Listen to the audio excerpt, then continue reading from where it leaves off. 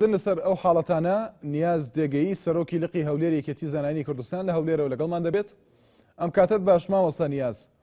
پێتان وایە هۆکاری ئەم حاڵەتانە کە ڕوو دەدەن چییە؟ زۆر سپاس لە بۆ جەنابتان. لە ڕاستیدا ئێمە سەرەتا وەکو لقی هەولێری یەکێتی زانایانی ئیسلامی کوردستان نیگەرانی و خەفەتباری خۆمان دەردەبڕین بەوەی کە لە نوێژی هەینی دوای ئەنجامدانی نوێژی هەینی هێرش کرا سەر مامۆستا مەلا نادرکانی کوردایی. لە ڕاستیدا ئێمە وەکو زانایانی ئیسلامی شاری هەولێر زۆر نیگەران بووین و هەر بۆیەش ئێمە لە لقی هەولێری یەکێتی زانایان بیاننامەیەکمان دەرکرد و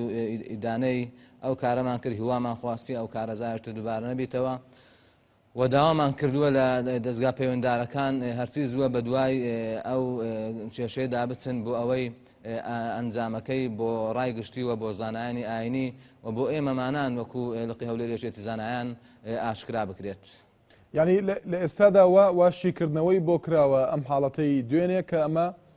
هێرشکردنە بۆ سەر ئاینی پیرۆزی ئیسلام، هێرشکردنە بۆ سەر حرەمی مزگەوت.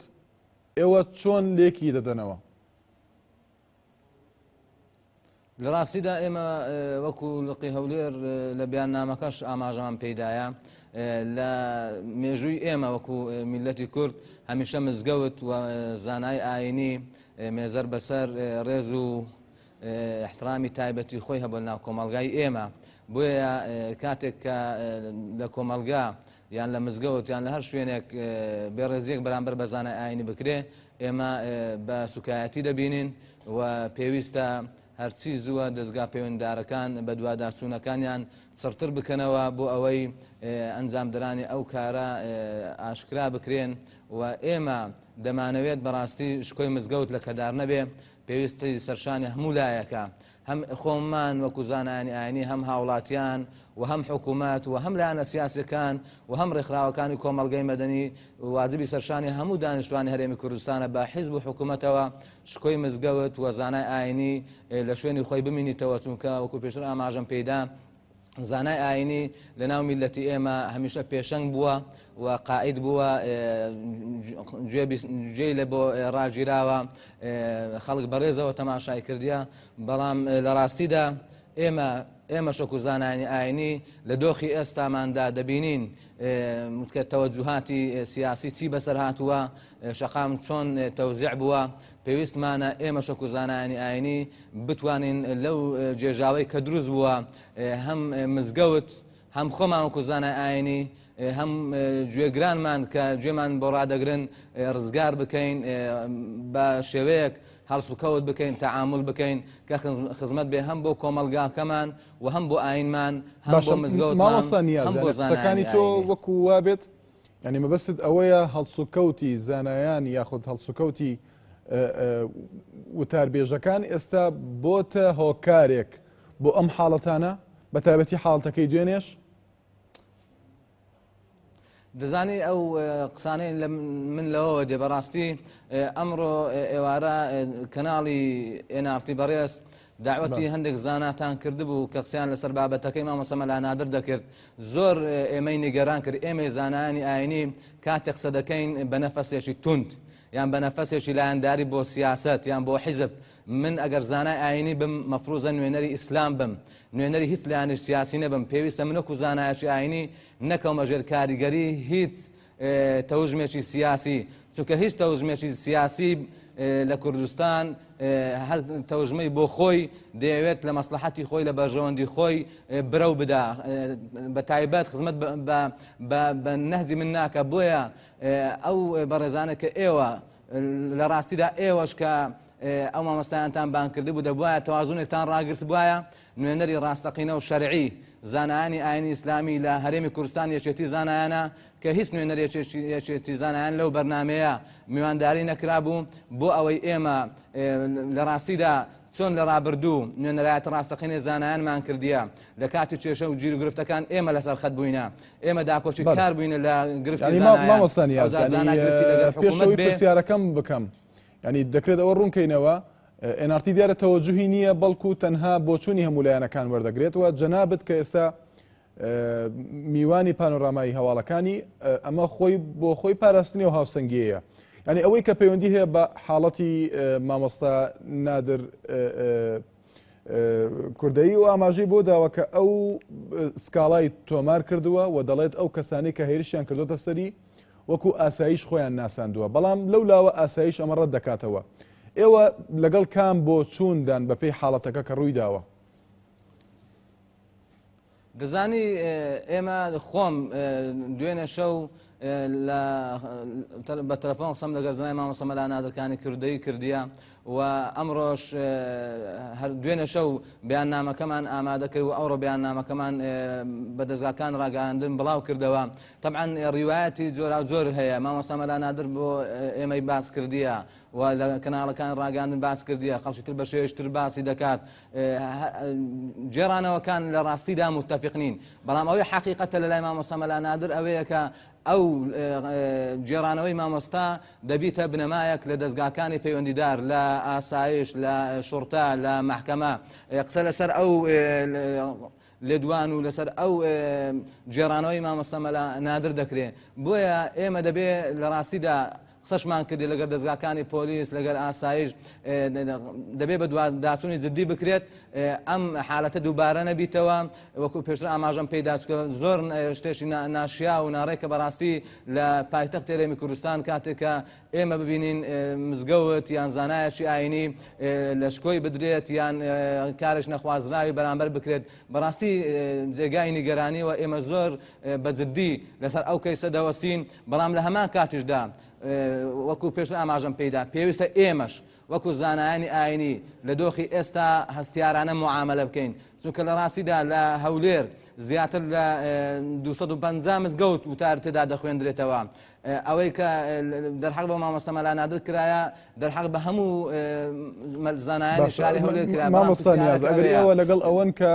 لێکۆڵینەوەی جددی بکرێت، ئێوە پێتان وایە لێکۆڵینەوەی جددی دەکرێت لە کاتێکدا کە چەند ڕۆژێک بەر لە حاڵەتەکەی نادرکانی کوردایی تەقەکرا لە مامۆستایەکی تری ئاینی، بەڵام کەس نازانێت لێکۆڵینەوەکان چین لە ئێستادا بۆ ئەو حاڵەتەش،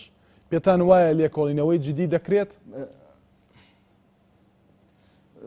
بەڕێزم ئێمە بە دوواداسوونی مامۆستا مەلا فەتاحشمان کردووە هەم لەگەڵ دەستگاکانی پۆلیس و دەستگا پەیوەندیدارەکان بە دوای سەرەدا و دادەگەڕێن. ینی ئێمە هەر کەسەمان لە شوێنی خۆین ئەوەی کە واجبێتی مەحکەمە و دەستگاکانی پۆلیس و ئاسایش ئەبی ئەوانە ئیشەکە بەڕاستی بخەنە سەردەست بە گوێرەی ئەو وەڵامانەی کە ئێمە وەری دەگرینەوە ئەوان بەردەوامن لە بەدواداچوون، بەردەوامن لە دۆزینەوەی هەویەی کەسەکان لە ئەوەی کە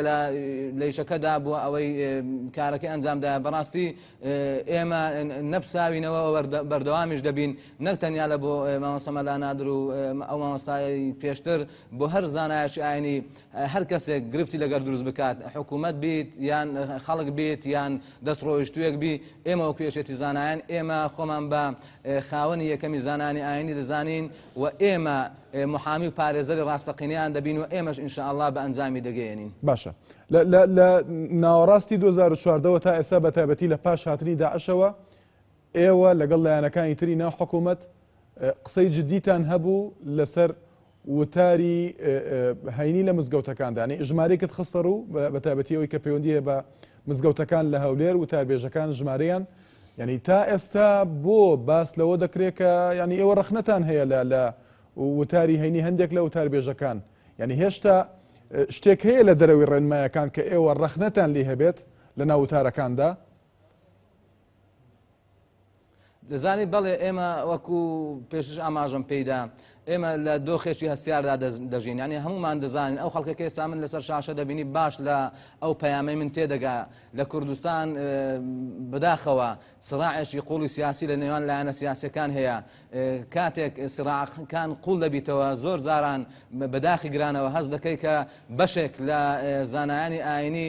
تەرجەمەی ئەو سراعە دەکەن، ینی ممکنە لە خۆیان بەنیەتێکی باش بیت، ینی بیانەوێت وەکو کەسێکی ئەهلی خێر لە قەزیەکەدا قسەیان هەبیان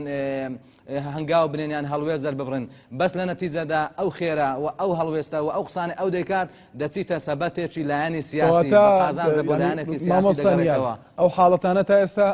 بەردەوامن ئەو تەوەجوهە سیاسیە بەردەوامە تا ئێستا لە وتارەکاندا بەپێی ئاگاداری ئێوە؟ بەداخەوە بەردەوام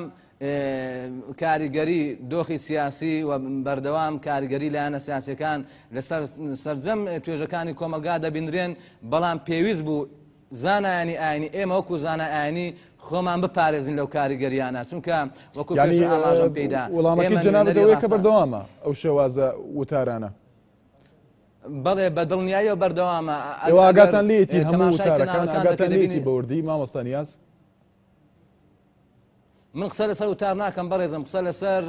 هەڵوێست و لە دوانی بەشێک لە زانانی ئاین دەکەم ئەوانەی کە لە کەناڵەکان ڕاگەاندن وەکو خۆیان وانشاندن کە بەڵام پرسیارەکەی من لەسەر حاڵەتێکە کە پەیوەندی هەیە بە هێرشکردنە سەر وتار بێژێک بۆیە پرسیارەکەم زیاتر لەسەر وتارەکانە لە ڕۆژانی هەینیدا. دەزانی لە ڕاستیدا بەڵێ لە وتارەکانیش هەندێک زار هەست دەکرێت هەندێک لە وتار بێژە بەڕێزەکان وەک بڵێ ئەو قسانەی کە دەیکەن وەکو پێشتر ئاماژەم پێیدا بە نیازی خۆیان بۆ خێر دەیکەن بۆ ئیسلاح دەیکەن بۆ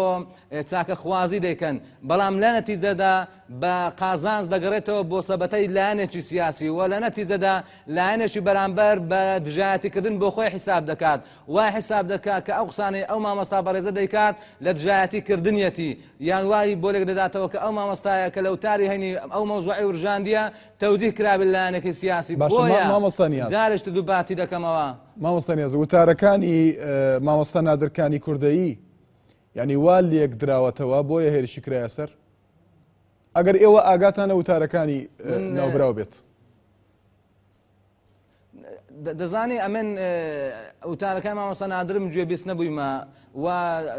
ئەوەی کە دوێنێش مامۆستا نادر باسی کرد لە وتارەکەیدا هیچ شتێکی خراپ باس نەکردی لە وتارەکانی ڕابردوو شتی خراپ باس نەکردی وەکو پێشتر ئاماژەم پێدا مامۆستایەکان شتی خراپ باس ناکەن بەڵام من دەڵێم ئیستیغلال دەکرێت من دەڵێم زۆر جار وا دەبێت من لە دوانێک دەدەم بۆ ڕاگەیاندنەکان ممکنە لایەنێکی سیاسی بۆ خۆی ئیستیفادەی لێ بکات ممکنە باشە بەڵام یەکشت تێ من ببوورە قسەکان پێ دەبڕم مامۆستا نیاز بەڵام لە پاش هێرشکردنە سەر ناوبراو ینی ڤیدیۆی زۆری وتارەکانی لە تۆڕە کۆمەڵایەتیەکاندا بڵاو کرایەوە چۆنێوە ئاگاتان لە وتارەکانی نییە؟ خۆ ئێمە چۆن ئێمە ئاگامان لە وتاری 250 زانای ئاین ناوشاری هەولێر بیت خۆ ئێمە نوێنەرمان لە هەموو مزگەوتەکان نییە ئێمە دەستگای هەواڵگری و ئاسایش و نازام ینی هەر ناوش لێ دنێ ئێمە ئەو دەستگایانە نین متابعی جدیمان هەبێت لەسەر هەر زانایەک بزانن چی دەڵێ و چی ناڵێ ئێمە ئامانجی ئێمە ئیشی ئێمە ئەوەیە خزمەتی زانانی ئانی بکەین و لەگەڵیاندا بین داکۆچیان لێ بکەین لە هەر مووقیفێک ئێمە لە پشتیان بین ئەگەر کەسێک خوا نەخواستە بە شێوەیەک لە شێوەکان مووقیفێکی ناشرین نیشان بدا بەرامبەر بە زانایانی ئاینی ئێمە بەدەنگ بین ئێمە هەڵوێستمان هەبی ئێمە دەنگمان هەبی ئێمە نوێنەرایەتیان بکەین نەک ئێمە متابعیان بکەین. ئێمە زۆر سپاست دەکەین سپاس بۆ مامۆستا نیاز دێگەی سەرۆکی لقی هەولێری یەکێتی زانانی کوردستان لە هەولێرەوە لەگەڵماندا بووی.